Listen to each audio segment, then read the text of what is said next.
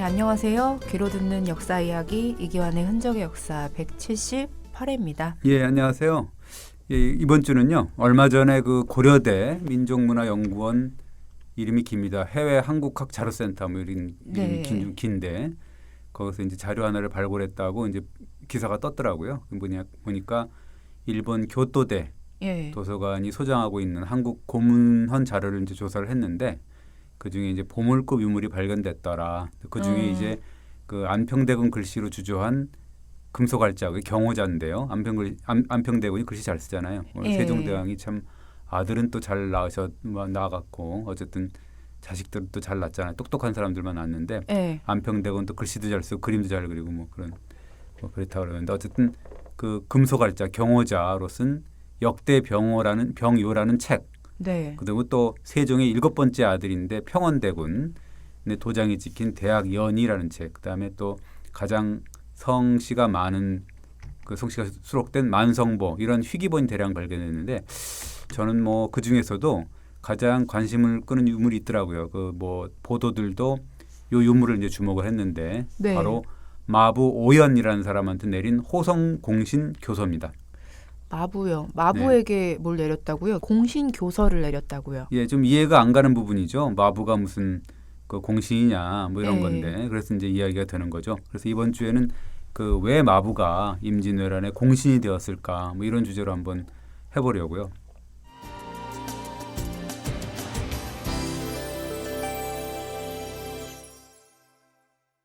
그러게요. 저도 궁금한데요. 어떻게 마부가 공신이 됐을까요? 근데 우선 한 가지 먼저 말씀해 주셔야 될 게 호성 공신이 뭐예요? 예, 이 전쟁이 끝난 지 몇 년 후죠. 1604년에 선조가 임진왜란을 끝내는데 공을 세운 사람들 포상을 했거든요. 그게 이제 공신책록이라고 하는데 예. 그래서 이제 무공을 떨친 선무공신 18명. 그다음에 이제 그 임진왜란 도중에 일어난 이몽학의 난을 진압한 청난공신 5명한테 이제 자기를 내렸고 그다음에 전란 중에 임금을 이 의주까지 호종하는 데 공을 세운 86명에게도 이제 호성공신이라는 자기를 내렸거든요. 그 이때 호성공신을 내리면서 준 교서가 호성공신 교서죠. 그러니까 이 호성 공신에 마부가 끼어 있었다는 얘기네요. 예, 그렇습니다. 이번에 발견된 교서의 주인공이 오연이라는 마부다. 뭐 이런 거죠. 예. 그래서 오연뿐만 아니라 호성공신 86명 중에는 오연과 같은 마부가 이제 6명이 되고 그다음에 우리가 환관이라고 하기도 하고 내시라고도 하는데 네네. 그 내시환관 이런 사람들이 24명. 그다음에 이제 의관인데 의관 중에는 허준 선생이 또 있거든요. 그러니까 그런 분들이 2명. 그다음에 이제 별자와 사알이라 그래 갖고 뭐 일종의 왕명을 전달하고 심부름을 했던 그런 좀 하부 관직이죠. 이런 분들 2명 이렇게 포함됐죠. 그러게요. 참 신기한 일이네요. 근데 네. 이번에 찾아낸 오연의 공신교서에는 뭐라고 써 있었어요? 뭐 이렇게 써 있습니다. 너는 낮은 신분으로서 임금의 임금의 말이죠. 예. 그 수레, 그러니까 저희 그 어차라 그러는 거죠. 그다음에 세자의 출정에 말겁비를 짊어지는데 공을 세웠고 그리고 이제 험한 일을 두루 겪으면서도 시종일관 마부의 역할을 다했으니 공신으로 인정한다. 뭐 이런 내용입니다. 그리고 교서에는 뭐라고 또 돼 있냐면 그 동쪽으로 함께 일본이 유린을 하니까 뭐 그래서 어가가 허둥지둥 피신을 했을 때 조정 안팎의 신하와 백성들이 대부분 짐승과 새가 달아나서 도망가고 막 그랬는데 너는 낮은 신분에도 충심을 다했다. 뭐 이런 내용까지 이제 들어 있습니다. 그런데 선조는 왜 명공 대신도 아닌 이런 오연 같은 마부, 내시 이런 사람들에게까지 공신자기를 내렸을까요? 예, 근데 일단은 뭐 아까 그 내용에 좀 나와 있지만 그것도 이제 나중에 얘기하겠지만 일단 선조라는 사람이 누구인지 한번 알아볼 필요가 있는 거죠. 뭐 이마영 기자는 선조하면 어떤 임금 같죠? 임진왜란. 네, 그렇습니다. 그래서 임진왜란을 초래한 네. 그래서 온 백성을 도탄에 빠뜨린 임금이다. 우리가 이제 그렇게 볼 수가 있잖아요. 뭐 여러 반론이 있고 그 다음에 뭐 좀 나름 업적도 있다라고 하긴 하지만 네. 그래도 전쟁을 초래했다는 점에서는 입이 10개라도 할 말이 없는 어떻게 보면 무능한 군주다. 우리가 네. 그렇게 평가를 내릴 수가 있잖아요. 네. 근데 또 이 선조가 추진한 요 공신책록 요게 또 어떻게 보면 사상 최악의 농공 행상이다라고 이제 평가가 되거든요. 그럼 후대 사가들은 그렇게 본 모양이에요? 그 당시에도 혹독한 비판에 시달렸죠. 왜요? 그 지난번에도 한 번 이제 언급을 한 적이 있었는데 가장 큰 문제는 뭐냐면 의병장이라든가 일선 장수들의 공을 너무 과소평가했다는 거거든요. 그러니까 선조실록을 보면 뭐라 그러냐면 임진왜란 때 의병을 일으켰던 정인홍, 김면, 곽재우, 김천일, 고경명, 조헌 뭐 이런 분들은 공신 명단에서 빠졌다. 네. 그들의 공적은 너무도 찬란한데 그리고 호성 공신은 80명이 넘는 데다가 그중에 4시가 24명이고 네. 마부 의관과 같은 정말 미천한 자들이 또 20여 명이 되었다. 이게 얼마나 참 참담한 일이냐라는 그 선조실록의 그 사관이 평가를 내린 게 있거든요. 두 가지네요. 그러니까 하나는 의병장이 공신 명단에서 빠진 거, 네. 또 다른 하나는 호종 공신이 그 86명이나 되고 그 중에는 신분이 천한 내시 마부 의관들이 대거 포함된 거.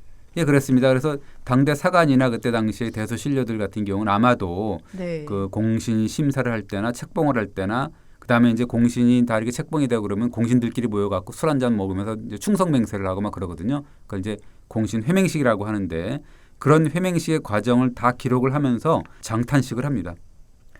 맞는 지적 같은데요. 예, 뭐 일리는 있는 거죠. 왜 그러냐면은 이 확정 발표된 공식 책록을 보면 거기서 보면 이제 공정성과 형평성 문제가 이제 제기가 된 거죠. 그러니까 먼저 그 전쟁을 7년이나 치렀잖아요. 그래서 최일선에서 정말 혁혁한 공을 세운 그 아까 얘기했던 무공을 떨친 선무공신이 18명인데 전쟁이 나자마자 의주로 도망간 선조 임금을 수행한 어떻게 보면 호성공신이 무려 86명이나 됐다. 뭐 그런 거잖아요. 그래요. 이건 어떻게 봐도 누가 봐도 기울어진 농공 행상 같아요. 왜 네. 그런 거예요? 그 선조의 이제 의중이 아까 얘기했지만 개입이 됐어요. 그 뭐냐면 선조는 기본적으로 의병장을 포함해서 조선 무장들의 군공을 굉장히 과소평가했거든요. 그 예를 들자면 그 선조가 이렇게 얘기를 했습니다. 공신 책록 얘기가 막 나오고 그러니까 우선 이순신과 원균, 권율 이런 사람들은 다소간의 공적을 세웠다. 이 장수들의 공은 그나마 좀 나은 편이다. 네. 이렇게 얘기를 했어요. 그러니까 한마디로 얘기하면 이순신 장군의 공이 그나마 나은 편이라고 얘기했으니까 장수들의 공이 정말 형편없었다라는 얘기고 다음 언급이 참 더 기가 막힌데 뭐라 그러냐면 외적을 평정한 것은 오로지 명나라 군대의 힘 덕분이었다. 그냥 조선의 장수들은 뭐 중국 군대의 뒤를 쫄쫄 쫓아다니거나 요행이 그 패잔병의 머리만 얻었을 뿐이다. 이렇게 얘기를 하거든요. 이건 좀 너무한 것 같은데 네. 이게 목숨 바쳐 싸운 전쟁터의 장수와 의병장들에게 할 소리인가요? 그러니까는요. 그래서 그 선조가 또 뭐라 그러냐면 왜 호성공신, 그러니까 임금을 호중한 공신의 수가 아까 얘기했던 선무공신, 무공을 네. 떨친 공신을 압도했는지 그 이유를 늘어놓습니다. 뭐라 그러냐면 중국 군대가 지원군을 보낸 이유가 뭐냐. 모두 나 과인을 호종한 신하들 덕분이다. 왜냐하면 이 사람들이 위험을 무릅쓰고 나를 의주까지 모시고 간 거 아니냐. 그래서 내가 중국에 호소한 거 아니냐. 그 덕분에 외적을 토벌하고 강토를 회복하게 된 것이다. 라고 얘기를 하죠. 그러니까 선조는 외적을 물리친 공적을 순서대로 나열한 거네요. 그렇습니다. 외적을 물리친 공적을 순서대로 나열하는 건 뭐냐면 명나라가 1번이고 네. 그다음에 자기 선조가 2번이고 그다음에 호성공신이 또 3번이고 그다음에 뭐 예를 들자면 선무공신이 있을까 말까 할 정도라는 거죠. 그럼 더 미적이죠. 그러니까. 근데 어떻게 이런 생각을 했을까요? 그래야 자기 책임을 좀 면할 수 있지 않았을까 이런 생각이 드는데 예. 선조가 이제 그 호성공신을 이제 이렇게 하면서 뭐 86명을 하면서 그 교서를 따로 내리는데 뭐라 그러냐면 이렇게 씁니다. 임진왜란의 고통을 부모, 그러니까 명나라를 부모라고 얘기를 하죠. 네. 그 명나라에 호소하는 거는 정리상 당연한 건데 황제를 저버리는 거는 죽어도 할 수 없는 일이고 그다음에 중국에 지원을 요청한 사신이라든가 또 충정스러운 말꼬리를 잡은 내 말꼬리를 잡았다는 거죠. 그 사람들의 공로는 참 똑같다. 그리고 중국 황제가 조선의 강산을 다시 만들어준 은혜. 이거를 이제 우리가 제조지은이라고 이제 우리가 표현하죠. 다시 만들어준 은혜라는 거는 정말 유례없는 것이다라고 이제 얘기를 하죠. 그러니까 그래서 호성공신의 수가 선무공신의 5배에 육박했다는 거네요. 그렇습니다. 그래서 뭐 외적을 물진 공로는 다 명나라의 지원 덕분이다. 100%뭐 이러면서 얘기를 하고 그래서 명나라의 지원을 받아낸 사람이 누구냐? 나 아니냐? 이렇게 얘기를 하고 임금이 무사히 의주까지 가서 중국의 구원을 요청한 덕분에 나라를 구했다. 네. 그랬으니까 임금을 끝까지 수행한 사람들, 그다음에 중국에 가서 지원군을 이끌고 온 사신들, 이런 사람들이야말로 정말 최고의 공신이다. 이렇게 이제 논리가 되는 거죠. 지금이라면 그 인터넷의 댓글 부대에게 엄청 욕을 먹었을 것 같습니다. 아마 뭐 100만 이상, 100만이 뭡니까? 1000만 댓글 부대 뭐 네. 임금이 할 소리냐, 네. 비겁하다 뭐 이렇게 했겠죠. 사실 근데 호성공신 명단에 내시, 마부, 의관 이런 사람들, 그러니까 어떻게 보면 최측근 인사들일 수도 있고 이제 신분도 천한 그런 사람들이잖아요. 그런 사람들이 포함된 거는 두고두고 논란거리였습니다. 그래서 당대 사관들이 이렇게 얘기를 합니다. 임금의 수발을 드는 자들이 당연히 직무상 해야 될 일을 한 거 아니냐라는 거죠. 어차피 내시라든지 뭐 의사 같은 경우는 또 임금의 몸을 또 체크를 네. 해야 되는 사람들이고 그렇죠. 마부는 또 말을 끌고 가야 되니까 그건 당연히 업무상 그렇죠. 해야 되는 일이 아니냐 이렇게 얘기를 네. 하면서 이런 사람들이 무슨 공신 책록을 받느냐. 그 예를 들자면 이렇게 얘기를 해요. 어떤 사관은 태조 이성계가 창업했을 때도 계곡공신은 30명 좀 넘었다 이거죠. 그 중에서 태조의 수발을 들었던 환관이라든지 또 시종 이런 사람들이 꼈냐? 네. 안 꼈다. 이렇게 이제 꼬집는 거죠. 아유, 듣고 보니 일리 있는 지적이네요. 네. 그 나라를 위태롭게 만든 무능한 군주가 무슨 호성공신을 86명이나 그것도 제의를 했을 뿐인 최측근 내시 그리고 심부름꾼에게까지 공신자기를 남발했냐 이런 질타잖아요. 예, 그렇습니다. 그래서 이제 그 아까 얘기했지만 공공신이 끝난 다음에 발표가 끝난 다음에 이제 회맹식이라 그래서 이제 충신들 네. 그 공신들을 뭐 적장자끼리 원래 불러갖고 막 충성맹세 막 하고 그러거든요. 그게 어떻게 보면 네. 정치적 쇼인데 그렇게 하는데 이제 그때 같이 뭐 이런 사람들하고 같이 이제 참석을 했던 이른바 좀 높은 그 신분이 높은 사람들이 뭐라 하냐면 야 저런 허접한 자들하고 어깨를 나란히 한 게 정말 창피한 거 아니냐라고 얘기를 하면서 아 저런 청것들하고 정말 공신 회맹연에 참석을 하고 정말 같이 충성을 다짐하는 소반의 피를 마시고 맹세했다니까 아 이게 정말 후세에 얼마나 큰 비웃음을 사겠냐 뭐 이렇게 네. 이제 한탄하는 그런 대목이 나오죠. 그러게요. 곽재우 장군 같은 의병장들이 보기에는 분통 터질 일이었을 것 같아요. 그렇죠. 그게 이제 의병장들은 아까 얘기했지만 공신 명단에서 다 빠지잖아요. 네. 그러니까 이런 사람들이 이런 분들이 비판을 했다면 사실은 달리 변명할 말이 없었겠죠. 그런데 이제 여기서 중요한 거는 요 곽재호 분이라든가 곽재호 장군이라든가 뭐 아까 얘기했던 고경명, 조원부 네. 이런 김천 이런 분들이 했다 그러면 정말 아 그런가 보다 하는데 다른 사람들이라 그러면 다른 사람들이 뭐 예를 들면 아 저 참것들하고 무슨 공신 이렇게 얘기를 했다 그러면 그건 정말 허튼 소리다라고 우리가 얘기할 수 있죠. 왜요? 자격이 없기 때문이죠. 그런 말할 자격이. 왜 자격이 없는 거예요? 제가 얘기를 해줄게요. 그러니까 1592년에 이제 임진왜란이 언제 일어났냐면 예. 1592년 4월 13일 날 이제 임진왜란이 발발하잖아요. 왜군이 파죽지세로 북상을 하잖아요. 선조가 어떤 선택을 했을까요? 우주로 도망갔잖아요. 예. 이거 다 아는 얘기잖아요. 36개 주랭랑을 쳤죠. 예. 그러니까 이게 좀 빨리 올라오니까 그래서 이제 피난길에 오른 게 한 17일 만에 이제 4월 30일 날 피난길에 올리는데 때마침 억수 같은 비가 내렸다는 거죠. 그래서 선조가 벽제, 해음령 이런 식으로 해서 이제 마산역을 지날 무렵에 밭을 매던 백성들이 억수 같은 비를 맞으면서 도망가는 선조를 향해서 나라님이 백성을 버리시면 누굴 믿고 살라는 거냐라고 통곡을 했다는 거잖아요. 그러니까 도망가는 길에도 그만큼 한심한 스토리가 많았다는 거잖아요. 그렇습니다. 그래서 뭐 이 사람이라는 게 어려워져야 이제 본심이 막 나오잖아요. 그렇죠. 예. 뭐 어가를 쫓아가던 관원줄 뭐 다수가 이제 중도 이탈을 막 하고 도성으로 막 도주를 한 거죠. 그러면서 가족들 데리고 피난하고 또 선조를 따르던 문관들이 흩어지기 시작하고 임금을 보좌해야 될 사관원 사원부 관리들 이 사람들조차 다 도망가기 바빠고 뭐 이랬죠. 뭐 임금이고 뭐고 다 필요 없다는 얘기네요. 뭐 더 웃기는 일이 있는 게 뭐냐면 이제 우여곡절 그때 선조가 한 밤 8시쯤 돼갖고 예. 임진강을 건너서 이제 지금 좀 민통선 이북인데 네. 동파역이라는 데가 있습니다. 동파역이라는 게 뭐냐면 이제 사람 이 묵구 여행하던 사람들이 묵고 했던 지금 같은 여관 같은 그런 거거든요. 예. 그래서 하룻밤을 자려고 했는데 이때 이제 파주 목사 허진하고 장단부사 구효연이 임금이 왔으니까 이제 음식 준비를 했을 거 아니에요.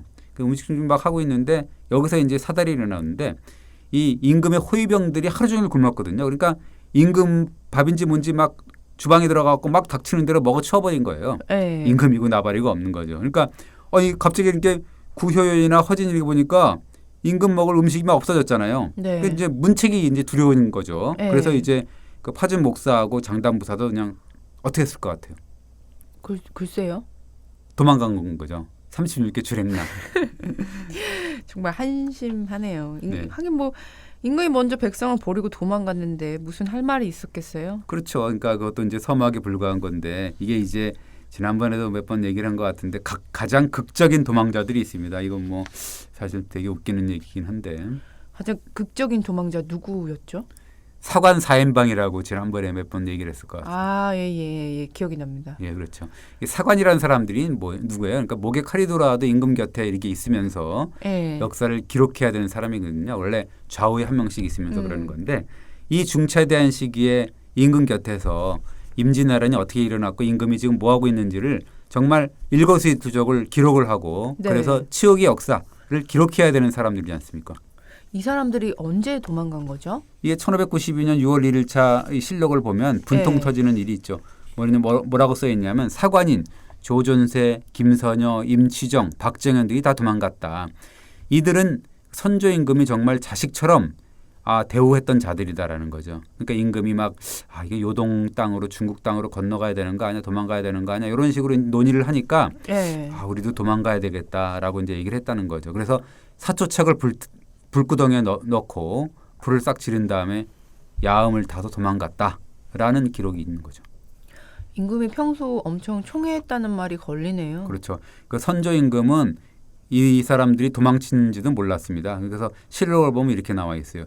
선조 임금은 이자들의 모습이 보이지 않자 야 사관들이 어디 갔어?라고 물었다 이거죠. 그런데 모두들 이렇게 얘기를 했다는 거예요. 글쎄요 언제부터 잘 보이지 않네요 라고 대답하니까 선조가 이제 걱정을 했다는 거예요. 그 자들을. 예. 그러면서 글쎄 아까 얘기했던 김선여 말이 좀 허약한 것 같던데 그래서 좀 예. 뒤에 처지는 거 아니냐 걔 걸어오느라고 이렇게 걱정까지 해줬다는 거예요. 예. 근데 난 이제 새벽이 되니까 도망간 걸 안 거예요. 이제 그때서야. 그러니까 이제 그때서야 이 다 사색이 되고 따르던 자들이 전부 다 격분해 갖고 그놈들 정말 어떻게 우리가 해야 되는지 막 서로 막 방방 떴다는 얘기죠. 근데 그냥 몸만 도망간 것이 아니었잖아요. 사초책을 모조리 불태웠다고요? 예, 그렇습니다. 이 자들이 뿔뿔이 도망갔을 거 아니에요. 그래서 영호남 가서 이제 가족들을 만났다는 거예요. 그래서 가족들이 너는 주상을 어디다 두고 지금 너만 왔냐 그랬더니 주상이 우리 보고 나 가라고 그랬다고 했다는 그걸 거짓말을 쳤다는 거죠. 네. 그러면서 이제 참 가장 중요한 그리고 가장 씻을 수 없는 죄는 그거죠. 그러니까 이 사관들이 붓을 내던지고 무엇보다도 가장 중요한 거는 그동안에 썼던 그런 사초책 다 불태우고 도망가 그런 거죠. 그래서 그 선조실록이 조선왕조실록 가운데 가장 형편없다 이렇게 말씀하셨잖아요. 그렇죠. 이게 사관 사임방이 그 1567년이 선조 즉위년이거든요. 그때부터 그 1592년 3, 4월 와. 그때까지 사초책 그걸 다 불살라 버렸으니까 30년이네요. 뭐 그렇죠. 그러니까 뭐 있을 수가 없는 일이죠. 하여간에 대단한 사람들이네요. 그렇습니다. 어쨌든 배웠다는 사람들이 더한 것 같아요. 그래서 이제 이 사람들뿐만 아니라 이 사람들이 가장 죄질이 안 좋다고 볼 수가 있는 거고요. 그다음에 이제 그 수정실록을 보면 요 선조의 피랑길에 동참하지 않고 홀로 도망가 버린 네. 그런 사람들을 실명으로 고발한 대목이 있습니다. 그래서 이 애초에 임금이 서울을 떠날 때 나라가 반드시 망할 것이라는 요설이 퍼졌다. 그래서 명망진신들은 각자 몸보신의 혈안이 되었다. 그리고 누구누구 나와요. 수찬, 임몽정은 하루 먼저 도망갔고 정원, 정사신하고 지평, 남군은 이탈해버렸고 실무를 담당했던 이 하급 관리들은 다 도망가버리고 사대부로서 따르는 자는 한 사람도 없었고 대사성 인국노는 평양에 이르자 엄마가 아프다고 핑계대고 도망가버리고 이조좌랑 허성은 군사를 모집하겠다고 핑계대고 도망가버리고 판서, 한준, 승지, 민준, 참반, 윤우씨는 잇따라 흩어져 도망갔다. 노직은 영변에도 뒤에 떨어져서 도망갔다. 이렇게 나오는데 물론 그 중간에 또 돌아온 사람도 있겠지만 이때 하여튼 그 기록은 이렇게 돼 있습니다. 한두 명이 아닌 명망진신은 몸보신의 혈안이 돼 있고 사대부 중에 임금을 따르는 자가 하나도 없었다는 말이 참 그렇죠. 그러니까 극소수를 제외하면 다 그랬다는 건데 그 어가를 따르던 여러 신하 중에서도 나이가 많은 사람들이 이렇게 얘기했다는 거예요.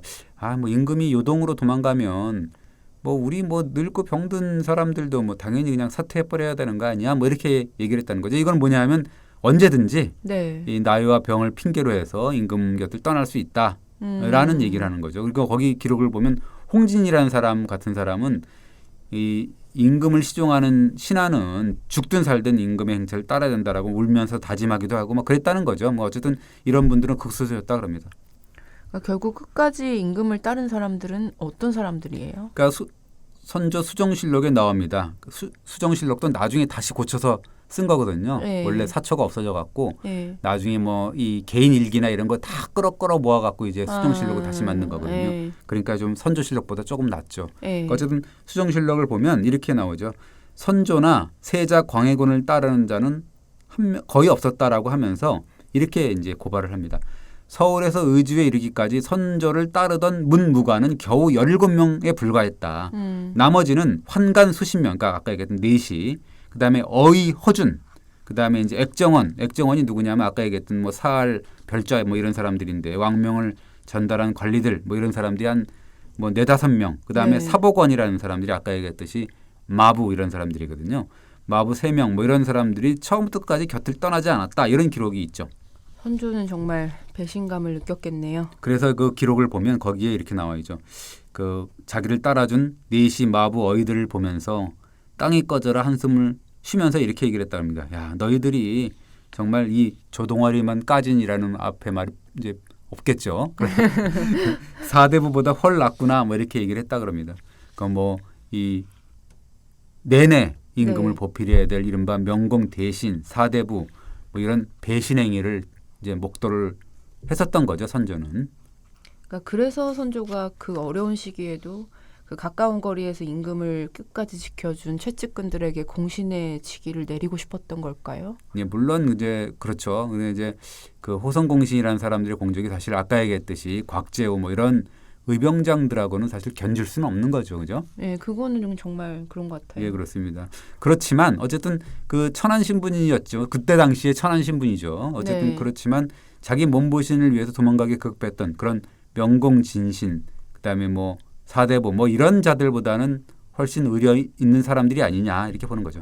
정말 그런 것 같아요. 예. 이번에 발굴한 그 오연이라는 분도 그런 분이라는 거죠? 예, 그렇습니다. 그래서 오연이라는 사람의 공식 관직은 뭐였냐면 사법원, 그러니까 아까 얘기했던 궁중에 말 관리했던 그 이마가 마부 혹은 뭐 말 이렇게 끄는 사람 이런 사람이거든요. 네.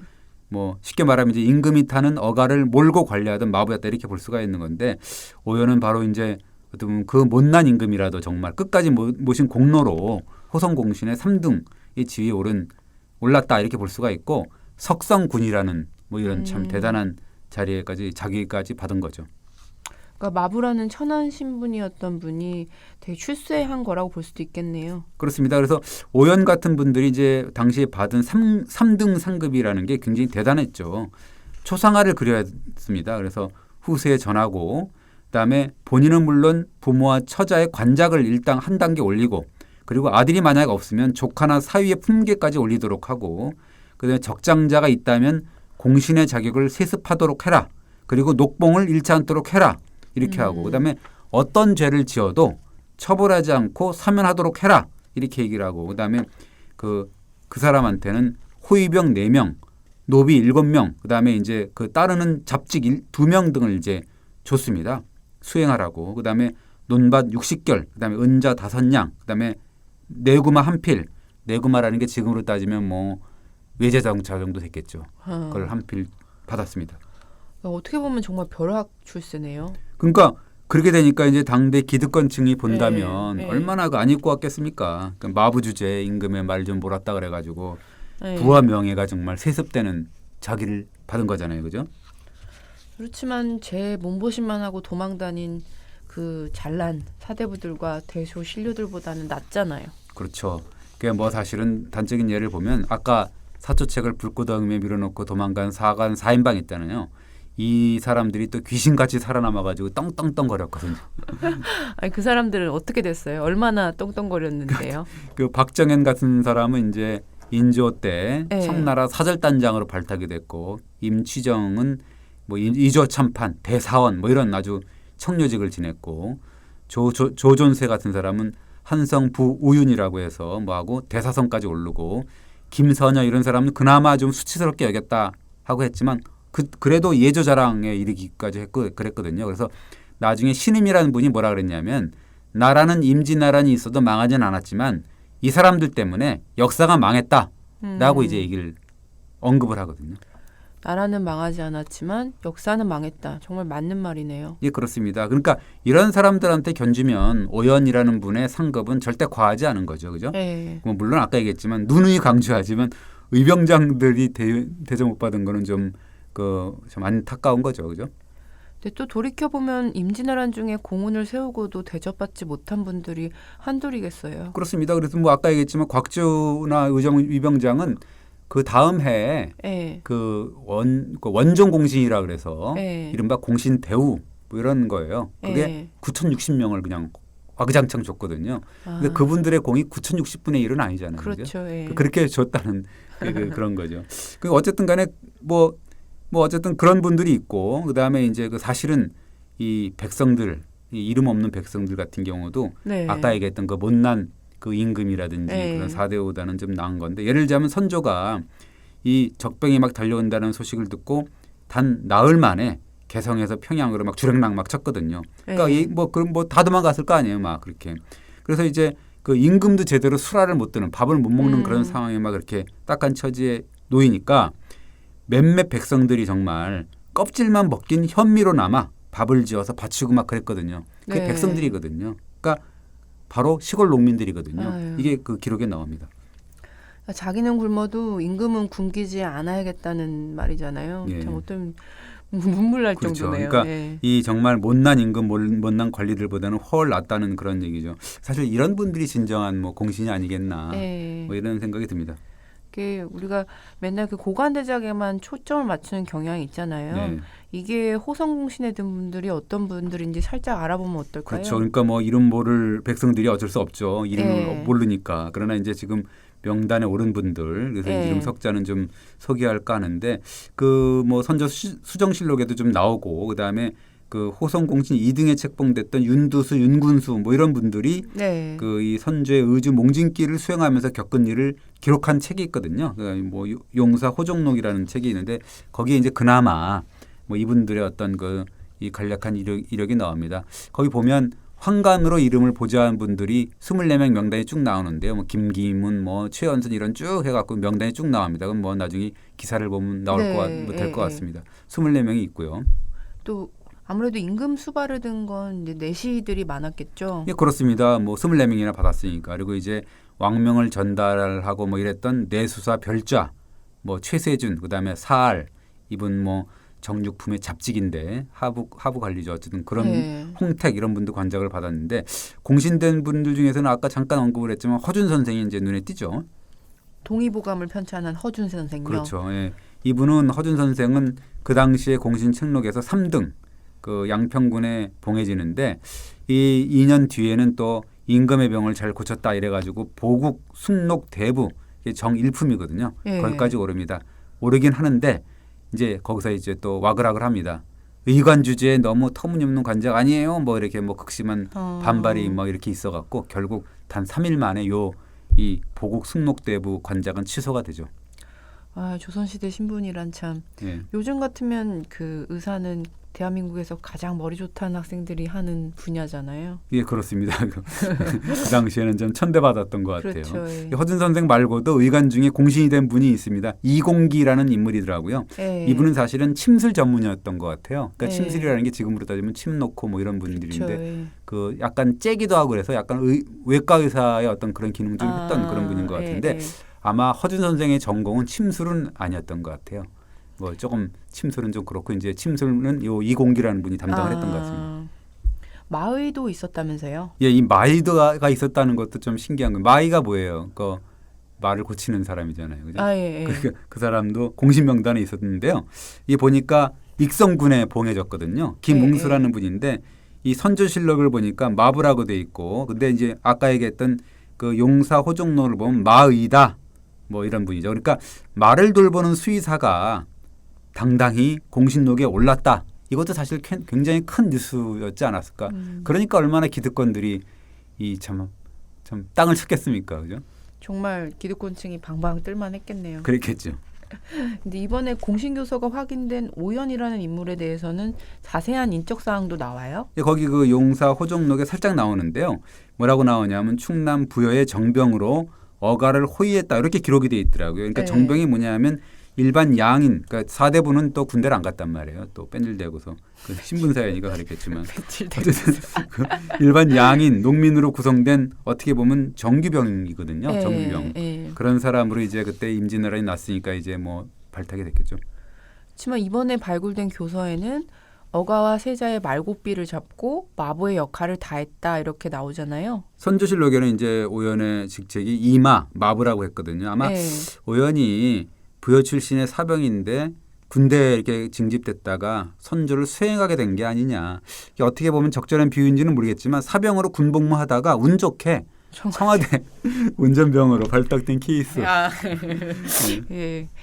그 오연하고 마이라는 김응수 외에도 마부 공신이 4명이나 더 있네요. 네, 그렇습니다. 이 6명이라고 아까 예, 얘기했잖아요. 그러니까 가장 우두머리는 아마도 오치훈하고 전용이라는 두 사람이었던 것 같습니다. 그래서 용사 호종록을 보면 이렇게 기록이 나와 있습니다. 임금의 어가를 꾼 견마의 오치훈과 전용은 종시토록 그러니까 처음부터 끝까지 말고비를 잡고 임금의 곁을 떠나지 않았다라는 그런 어떤 자세하게 이제 공적을 기록했거든요. 그 두 사람이 선조의 전용 운전 기사였던 셈이네요. 그 사람이 이제 사수였던 것 같고요. 예. 아마 이제 그 아까 얘기했던 오연 이런 분들, 그다음에 이충국, 이희령 이런 사람들도 이름이 나오거든요. 이런 사람들은 아마 임금의 어가를 그러니까 관리를 하고 때로는 이제 끌기도 하고 그랬던 그 역할을 좀 분담을 했던 사람들이 아니냐 이렇게 봅니다. 그 이번에 확인된 호성 공신 교서 이건 어느 정도나 가치 있는 거예요? 그 문화재청 그 이 사이트를 검색을 해보면 그 당시에 그 선조가 내린 호성공신, 선무공신, 청랑공신 뭐 이런 거에 관련된 공신 교서가 10건이 보물로 지정이 돼 있거든요. 그래서 이제 선무공신 교서로는 이순신, 원균, 김시민, 이광학, 이운용 공신 교서가 있고요. 청랑공신 교서는 한 건이 있습니다. 신경행이라는 건데 네. 분인데 호성공신이 아까 86명이라 그랬잖아요. 뭐 한 그 이충원, 심대, 이형국, 홍진, 김응남 이런 교서가 있더라고요. 근데 이분들은 근데 다 문신이죠. 그러니까 마부, 내시, 어이 같은 분들이 받은 공신 교서는 아직 발견된 게 없다는 거예요? 예, 아까 얘기했던 그 침구 전문인들 이공기의 공신 교서는 남아 있고 초상화도 남아 있거든요. 아마 그때 당시 아까 얘기했듯이 공신들은 초상화까지 그리라 그랬다고 그랬잖아요. 예. 그 초상화인 것 같다 그러는데 그 초상화까지 남아 있긴 했는데 아직까지 보물은 아니고 이제 시도 유형 문화재더라고요. 네. 그 다른 분들 거는 이제 안 남아 있습니다. 아마 상대적으로 가문이나 집안이 좀 약한 분들이어서 이게 아마 전해지지 않지 않았나. 지금 네. 뭐 이거 오연의 호성공신 교서도 일본에 있잖아요, 그죠? 그래서 그러니까요. 참 이게 올 수가 있는지 없는지 나중에 어떻게 올 수 있는 방법이 있는지는 모르겠지만 네. 만약 온다면 보물급 문화재로 뭐 손색이 없는 거죠. 왜냐하면 마부 출신의 호성공신 교서니까는요, 네. 그죠? 그래서 어쨌든 이번 기회에 뭐 마부도 받았다. 근데 왜 받았냐? 그냥 뭐 괜히 받은 게 아니다. 그렇죠. 라는 점 우리가 한번 얘기를 하면서 좀 그 국난에 처해 있던 어려운 시절에 과연 우리 배웠다는 사람들은 과연 어떤 역할을 해야 되는지를 한번 생각해 보는 시간이 됐으면 좋겠습니다. 감사합니다. 예, 감사합니다.